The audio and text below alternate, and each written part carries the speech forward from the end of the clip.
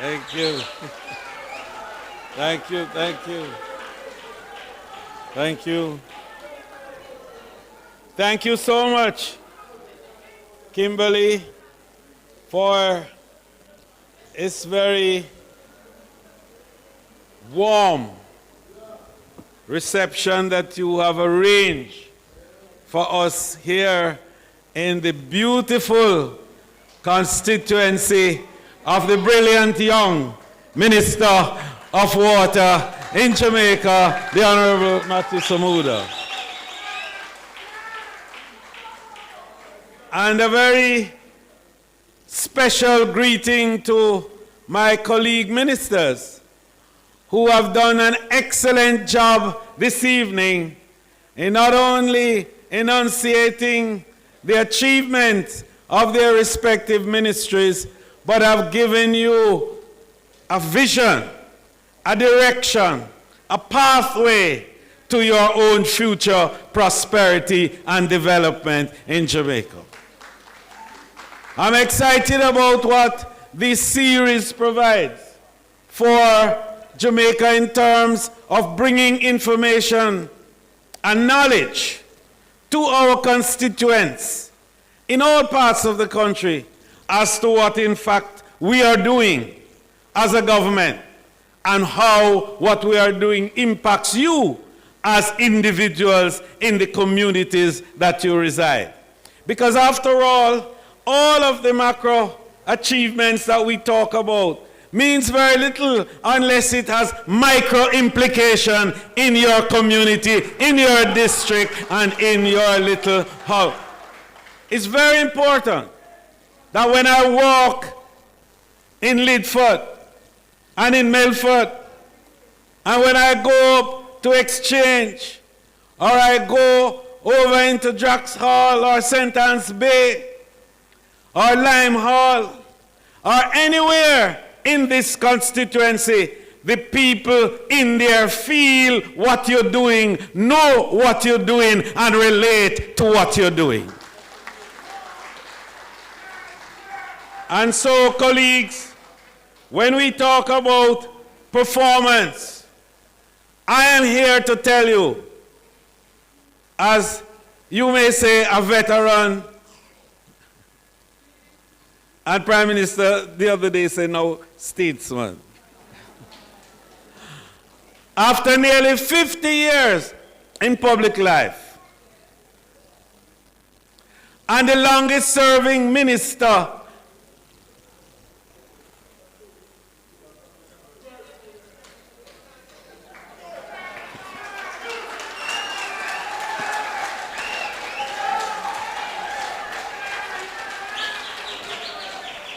I am here to tell you that no government in the history of the country in 8 years has accomplished more than the Andrew Holness administration that we have today.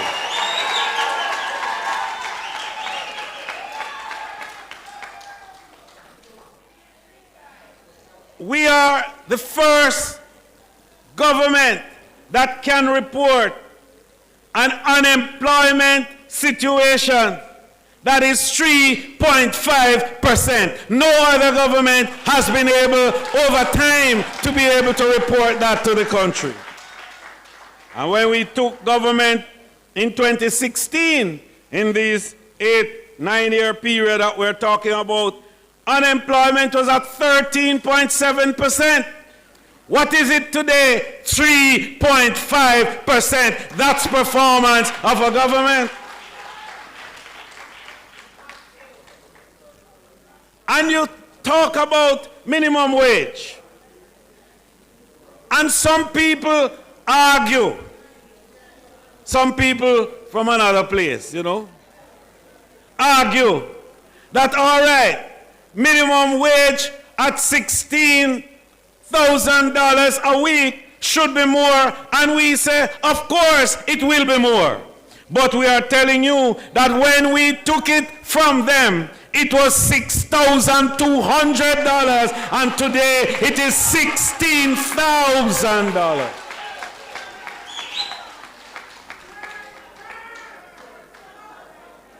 And you know what that represented then? To show you how your government has worked for you to improve your standard of living and quality of life. And it don't happen to every single person. We know that. And when it happened to every single person that is on planet Earth is when Jesus come, and you know that is to come. But as long as we are on planet Earth, we are going to have problems to solve, and our job is to solve it. And that's what Andrew Holness and the Jamaica Labour Party government is doing.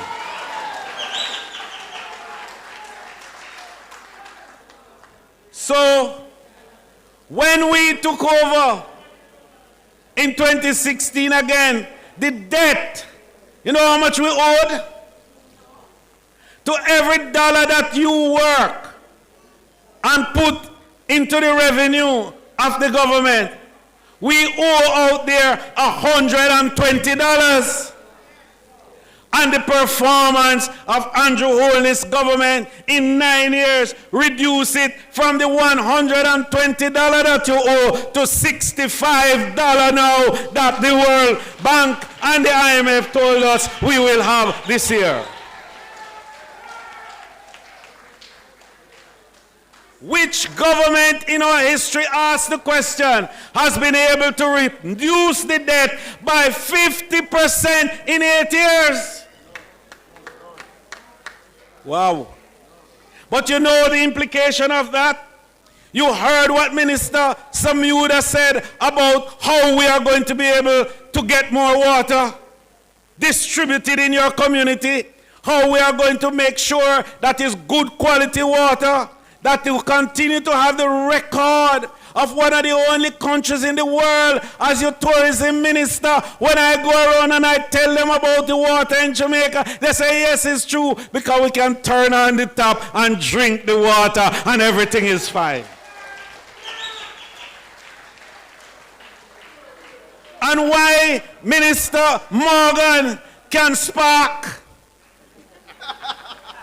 and tell you about all the roads that are going to be fixed in your area. And why Minister Green has been able to tell you how the fisher folks are now going to give me mahi-mahi and red snapper and more lobster. And why he's also going to give me more tomato and more lettuce and more cabbage and more pineapple and more tomatoes and more paper mash and more all kinds of juices and jams and jellies and nectar to feed the tourists that are going to bring here. The reason is that we bring down the debt from $120 to $65, so we have money that we can spend to do those things. I just want everybody to understand that the macro figures that we talk about, the big ones, can translate into the little ones that affect you in your community.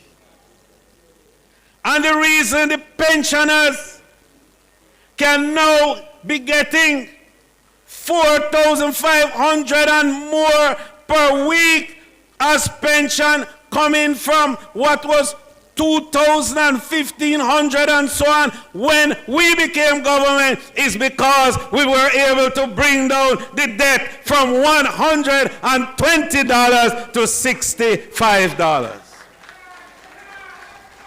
And there's much more to come, because we have done the job for 2 terms. But the job is not yet done.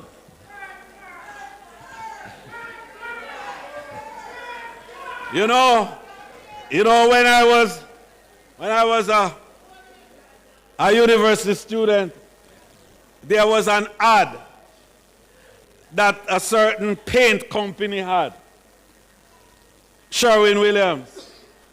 And the ad said simply that Sherwin-Williams paints brownstones in New York, and Sherwin-Williams paint Shea Stadium in the Yonkers and so on.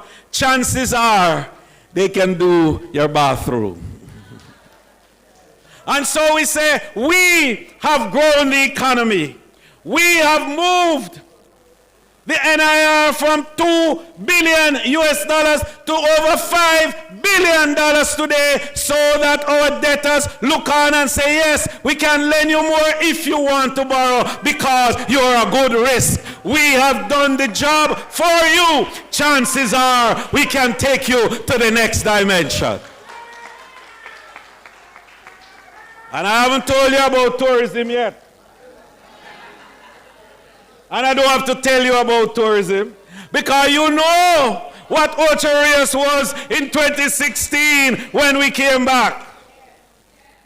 And you know that what Jamaica's tourism was and what it is today is because, first of all, when some other people were there, in their 18 years, you know how many ministers of tourism them turn over? 10.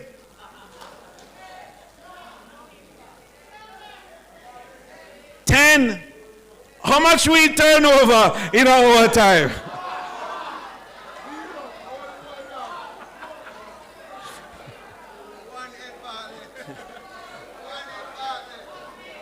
You wonder why we grow exponentially and they grew anemically, and they have the nerve to talk about tourism and what they tried to do.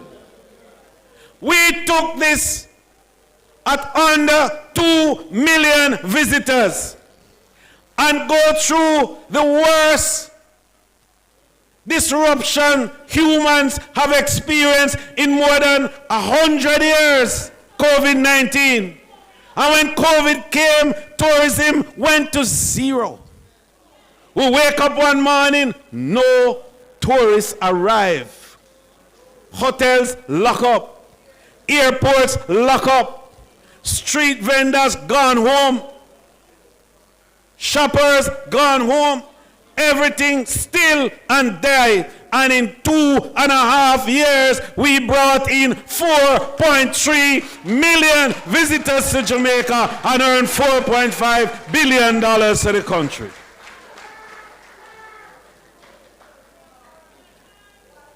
And we didn't just do that. We caused the world to take note. And they send people from all over the place to come and ask me how we do it.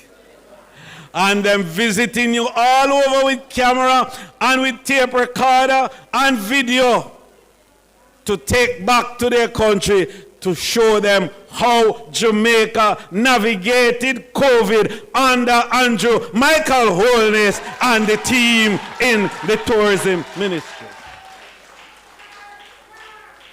So we say, if we were able to make it happen for you during the most existential threat to humanity, in a nicer term, Dr.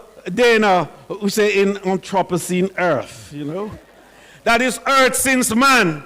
The worst catastrophe that hit us was that health disruption called COVID-19, when nobody understood what they were doing and everybody was fearful of the future. And your government took the future in them hand and navigated through that future and give you now another future of your own. And if we were able, if you remember, to navigate during the world's worst recession in 80 years. You remember that one? 2008, 2009, 2010, where the big economies of Europe and all over were capsizing, and companies were right-sizing and downsizing, and Jamaica, under the Jamaica Labour Party government, and at the time Minister Ardishaw stood firm in terms of our management of the economy, and we never lost a single financial institution. And your little tourism grew 3% every year during that recession. And so Sherwin-Williams again. Chances are we can take you to the next level. But we will take you to the next level. Because I've indicated to you that level of performance, but what has that meant for you? What that has meant is that we now employ 175,000 people directly in tourism and indirectly 375,000. That is to say, of the 1.5 million people who are actively working, tourism represents 20% of that. So 1 in 5 of everybody who is working in Jamaica is working in the tourism-related industry. What have we done? We have said, okay, if you work in tourism, you must have a future. And you must have social security. And so our government developed and established a world-class, only of its kind, social safety net for the workers of the tourism industry. Not the workers in the hotel alone, you know. Not the workers in the craft market alone, you know. Not the workers at the hotels and the airport alone, you know. Not just the craft, the rafters and the Rio Grande and the White River alone, you know. But for everybody who employ by 30% or more of their income in tourism, they qualify for this world pension that we're putting together. And tonight I ask, the pension plan was finished in 2022. And since 2022, and this is the beginning of 2025, 10,000 workers of the industry have registered, and we have a saving of $4.5 billion in the fund for the workers. But I want to tell you something about that because it's only 8 minutes to give me. Oh, I have 15. Good. And so we did something that the world is looking on with admiration and asking us how we do it. We established something called the augmented worker. And you know who that worker is? Somebody who joined the pension at age 59. And they only have 6 years to work before retirement. And because the Andrew Holness-led government put $1 billion to start the pension fund, all of those people who work for 6 years will now get a pension as though they started when they were 18 years old.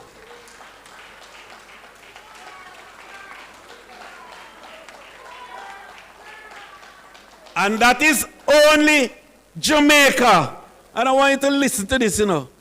Nowhere else, no other country on planet Earth have that kind of pension plan. Only Jamaica under Andrew Michael Holness. But we did more than that. We said, all right, the benefits of tourism are to find a way to penetrate more. More of the little people must benefit from it.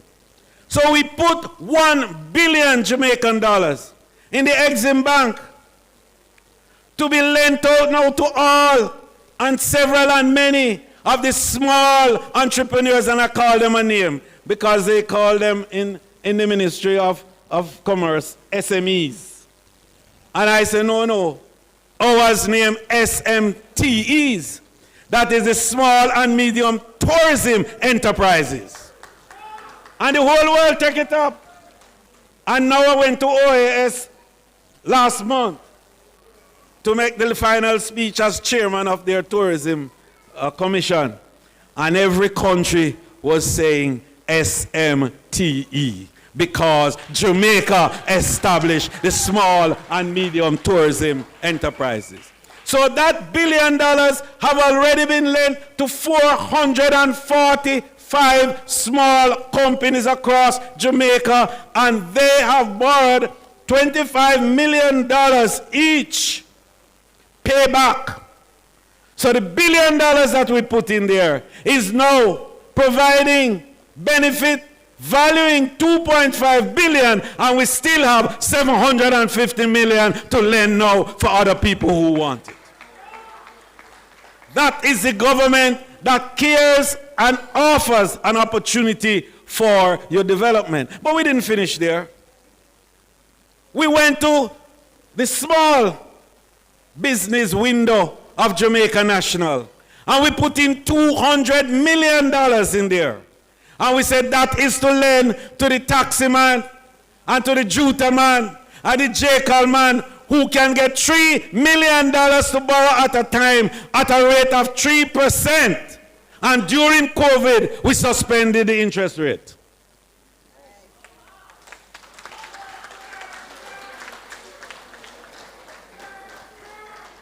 And we say that your unit must be fresh and crisp.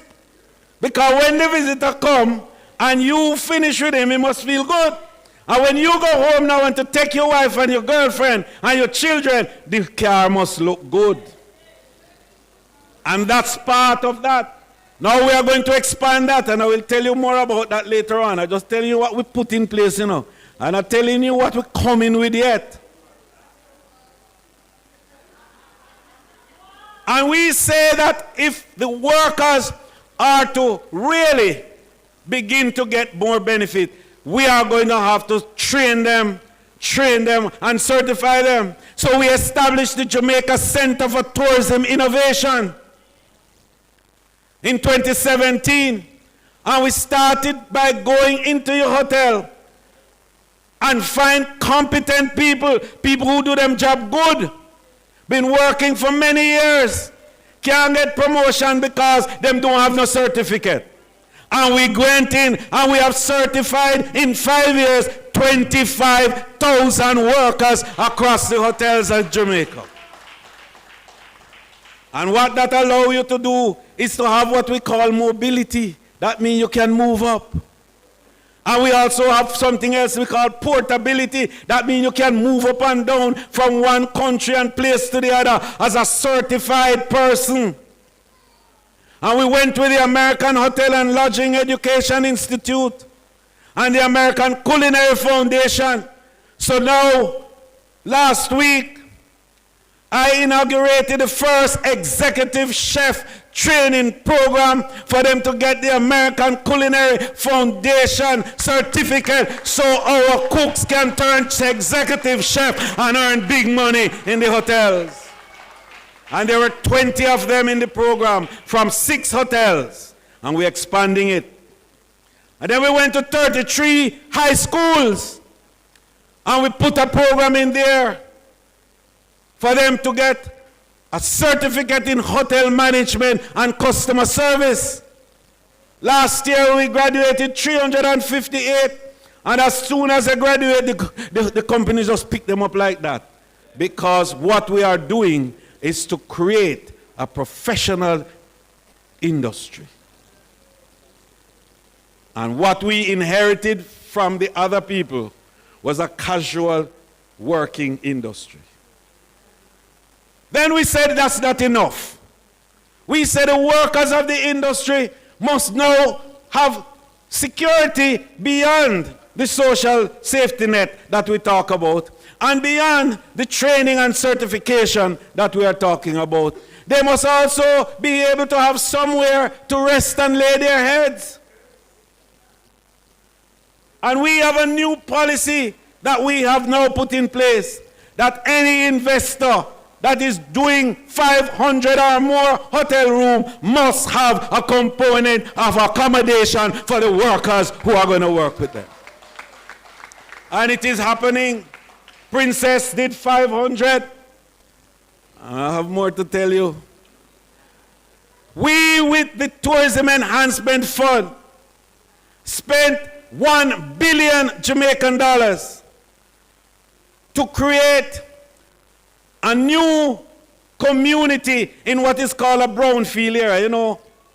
You know the story. A lot of us get a piece of land and build a house.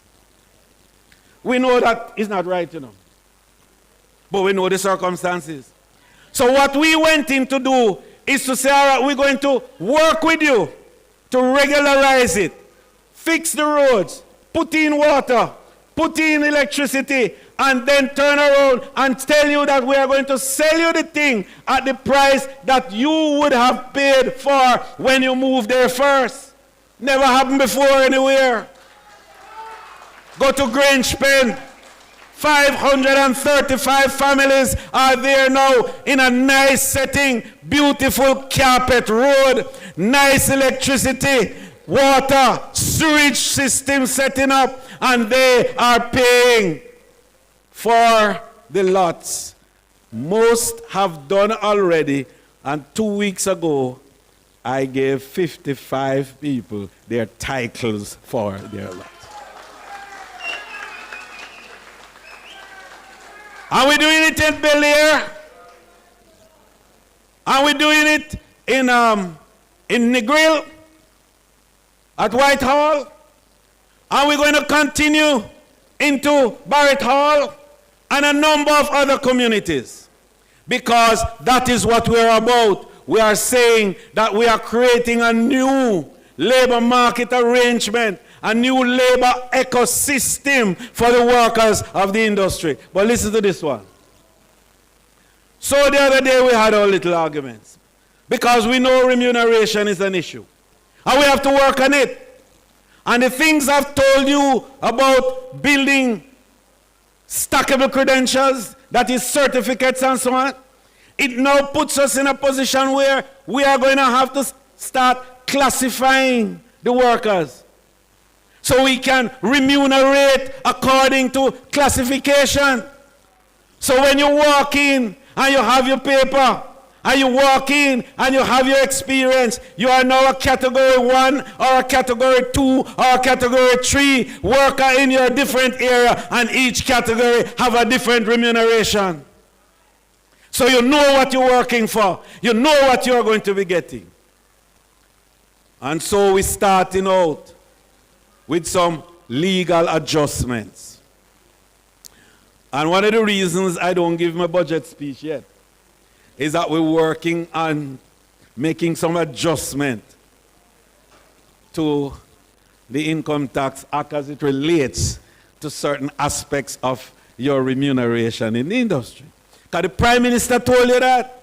He said we're going to remove the thing from the tips and so on, and we are going to make sure that those other areas of your earning which has to do with your productivity and your special skill beyond what you do in your 9 to 5, when you get rewarded for it, we're not going to put no tax on it. And that is why I waited a little bit, because we're working on it to make sure when I announce it for you, you know all the workers of the industry. It's a whole new ball game that we're into.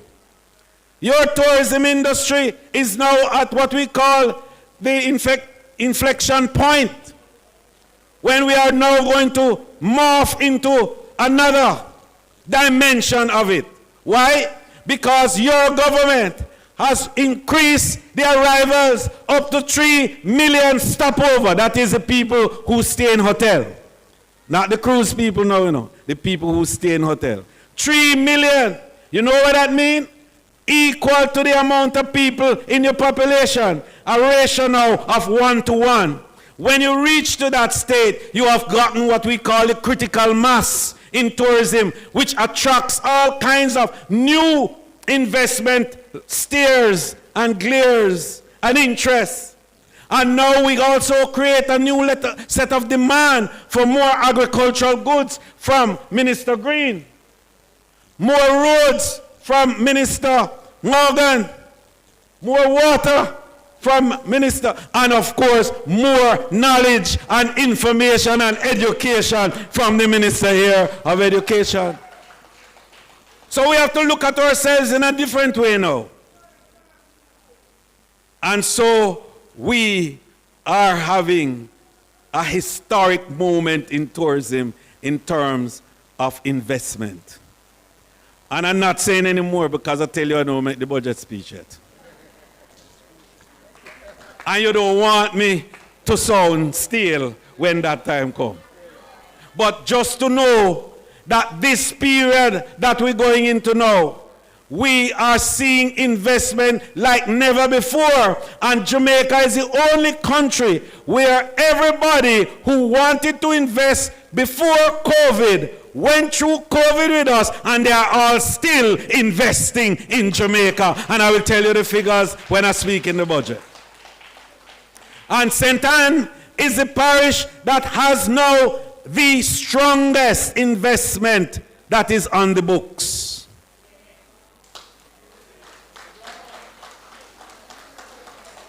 Finally, cruise. And I want to say this because cruise is itself experiencing an interesting moment, and that's a very pedantic way of saying it. It is a moment that is challenging because some of our partners in the Western itinerary are demurring from how they used to do the business, and some of them don't want to expand to create larger ports. So we are having an issue with that. But your government, looking in the future, because we succeeded in taking cruise from under 1 million to 1.5 million cruise visitors, you know we have the capacity and the ability to take it beyond there. And so we are looking at building out an itinerary of its own for Jamaica, so we can start home porting in Montego Bay and the ships can move around to the different ports in Jamaica.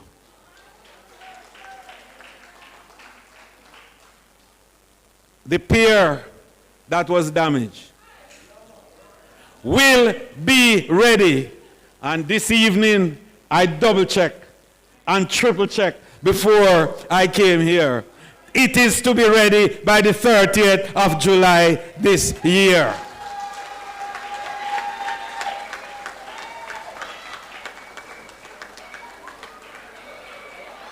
But we're doing more. We are improving the pier facilities to be able to accommodate 2 mega ships.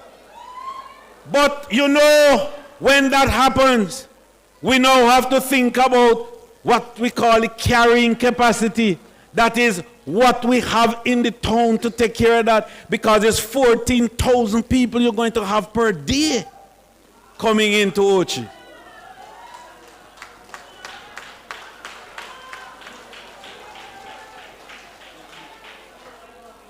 So we're talking as to how to change Ochi a little bit, to reimagine the town, to make it more amenable to this flow of people, to make sure that all of our players have an access to these people and they have access to them.